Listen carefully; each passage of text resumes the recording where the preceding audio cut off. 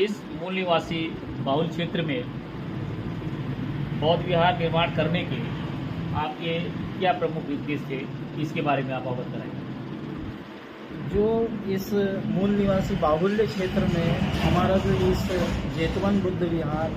का निर्माण करने का हमारा प्रमुख उद्देश्य ये रहा कि हमने देखा कि महापुरुषों को हमने कई जगह देखा कि उनकी मूर्तियां ही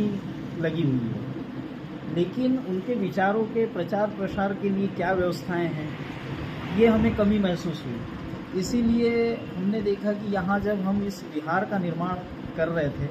और करने की सोच विचार जब हमारे मन में आया,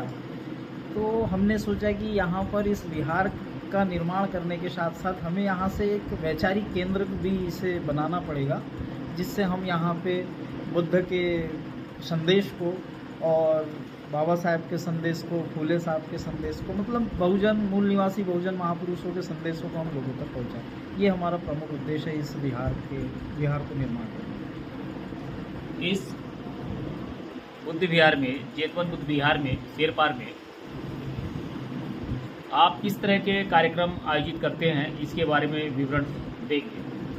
हमने जब जेतवन बुद्ध विहार का निर्माण किया और उसके पहले ही हमने इस पे काफ़ी विचार मंथन चिंतन किया कि हम इस विहार का जो निर्माण कर रहे हैं वो इसलिए कर रहे हैं क्योंकि हम यहाँ पर जो महापुरुषों के विचारों का प्रचार प्रसार करने के लिए हम यहाँ पे समय समय पे कुछ कार्यक्रम लगाए।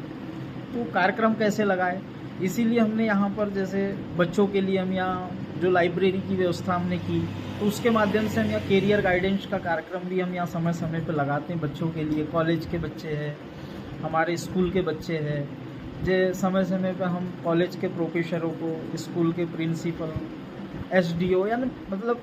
ऐसे अधिकारी कर्मचारियों को हम यहाँ पर आमंत्रित करते रहते हैं कि जो अपने जीवन में सक्सेस हुए, अधिकारी हुए, एक